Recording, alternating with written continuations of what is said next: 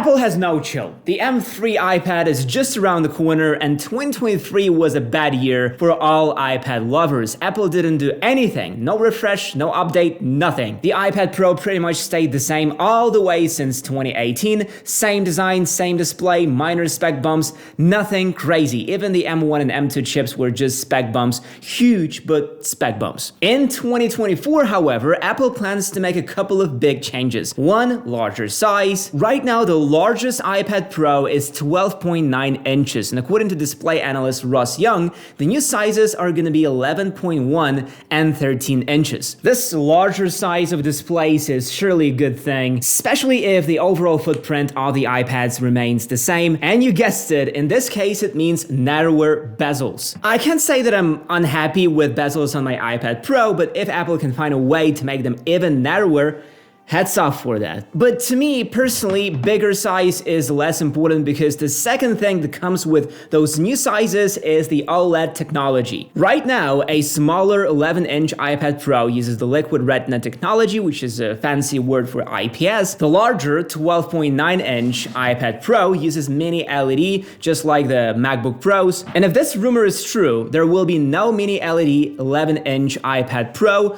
only OLED. As we all saw from iPhones, OLED means higher brightness, better color accuracy, deep black, superb contrast, and all that. I think there is even a slim chance to see the LTPO with refresh rate going as low as 1 Hz for even better efficiency. That's what I hear when Apple says they're focusing on unrivaled image quality. That's just what they do. The new sizes and displays would surely need a new design. Mark Gurman, for example, way back in 2022, said that the next iPad Pro will get a glass back like the newest iPhones. That didn't happen in 2023, but 2024, it's the perfect time. I'm all for it. Glass back may not be the most practical choice, but it could bring a few useful features such as wireless charging. I'm more psyched about reverse wireless charging. It would be cool to put the iPhone on the iPad for some additional juice. However, if I take off my purple glasses, even the 2018 iPad Pro looks super modern and on par with all the latest devices, so we shouldn't expect anything crazy. Slightly more rounded edges like on the newest iPhones, slightly slimmer bezels, and that's it. The most important changes will be on the inside our hearts, if you hit the like button and fill them with happiness. Anyway, the latest iPad Pros are powered by the M2 chip, the same one found in M2 MacBook Airs. A little over a month ago, the new M3 Macs got released, so right now it's pretty clear that the new iPad Pro is getting the M3. Mark Gurman has confirmed it, so I guess that's really happening. We all saw how much better the M3 is compared to M2. 3 nanometers is not a joke, guys, but let me make one thing clear. M3 is such an overkill for an iPad. I don't even know what you have to do to stress even the M1 iPad Pro. M3 is a beast, and putting that beast in the iPad body, that's gonna be crazy fast. Maybe Apple plans to bring iPads and MacBooks closer after all, especially with Final Cut and Logic Pro getting an iPad release a while back. Also, there's been an old leak from the times when Apple was testing the 14-inch iPad Pro, and it makes me wonder whether Apple will go all out and put 16 gigs of RAM in new iPad Pros. iPhone 15 Pro has 8 GB. I think it makes sense. The same leak claims 512 GB storage to be the base config, but I doubt that. The best we can realistically hope for is Apple dropping 128 GB. Please do that. 128 gigs is not enough for such a device. As for the additional features, it's unclear. If you recall, the iPad Pro M2 got the new hover feature for the Apple Pencil, and we didn't know about that one right until the announcement happened, so I'm pretty sure there will be some things that Apple hides from us. All this looks like a nice package, but what about the price? OLED displays and new chips don't come cheap, so we are likely to see a price hike happening. The current 11-inch model starts at $800, and the larger 12.9-inch costs $1,100, and the new one, brace yourself, $1,800. That's quite a jump, huh? The leaker says this is the price for the 13-inch model, and the 11-inch will be around $1,500, but that's still a huge amount of money. More than the M2 MacBook Air and very close to the M3 MacBook Pro 14-inch. Yeah, that's for sure. I personally think that the price hike will be less drastic, around $100 for each size. That sounds fair to me.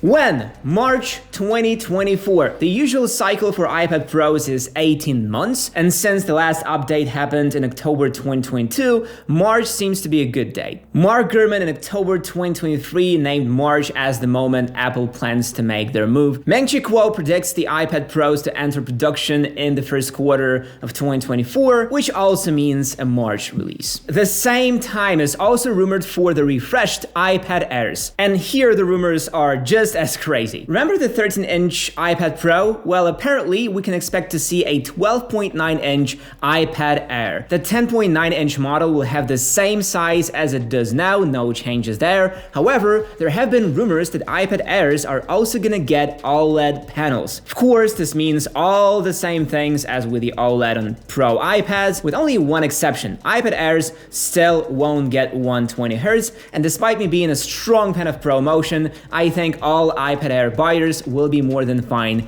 with 60Hz. And those 12.9 inches, I think this is a bold move. I don't know that many people who bought the 12.9 iPad Pro, but since the iPad Air is generally cheaper, this could be a way to revive iPad sales. I think the approach here is the same as with the MacBook Air M2, two sizes, one big and one small. So, makes sense. As for the internals, here everything is pretty predictable. iPad Air 5 uses the M1 chip, and we shouldn't expect anything less than M2. This will still be an overkill, but by putting the M1 in iPad Air, Apple kinda limited their options. And if the leaks are correct, the price can remain largely unchanged, at least for the smaller 10.9-inch model. Current 5th gen iPad Air costs $599, and judging by the iPad Pro pricing and iPhone pricing, I can roughly guess the price of the 12.9-inch iPad Air, $799.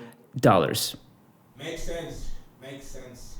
But that's still not the end for iPads in 2024. Since 2023 was so empty, 2024 is gonna be all about iPads. And if you prefer smaller iPads or cheaper iPads, you're gonna love the next leaks. iPad 11 and Mini 7 are coming. Not in March though, in the second half of 2024, which could mean a June WWDC announcement. iPad 11 will basically stay visually the same. iPad 10 was quite a major step for budget iPads, but it didn't replace the iPad 9, which to some was quite confusing. However, the iPad 11 is gonna fix that. With its release, Apple is gonna get rid of the iPad 9 and 10, replacing them with one iPad 11. As I said, the design will stay the same and the display size too. The air gap between glass and display isn't going anywhere. However, the most important changes will be inside. The current iPad 10 is rocking the A14 from 2020, but the new iPad 11 is rumored to get A16. This would be a noticeable jump in performance, and to top it all off, the camera hardware could also get better. I'm not sure if someone even uses the camera on their iPad, but every improvement counts. There is a slim chance for the minimum storage to go up to 128 gigabytes, but most likely Apple will decide to save 50 cents on each iPad and go with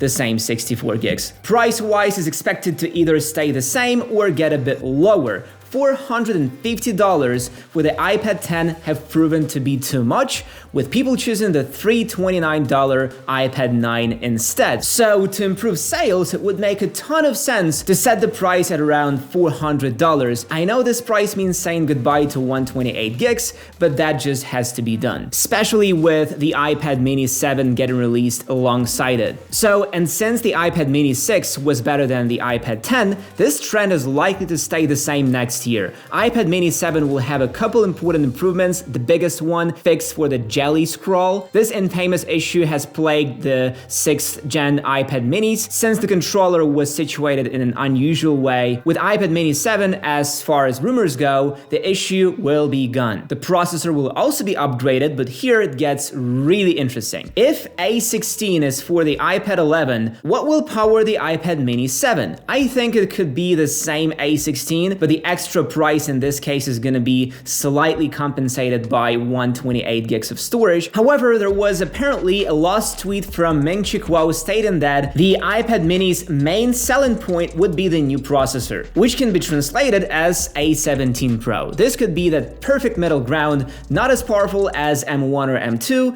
but slightly better than A16. I just hope the price stays the same. 2024 is surely gonna be the year of the iPad. So many releases, each special in one way or another. Of course, we're gonna test some of those new iPads, and to make that happen, hit the like button and subscribe.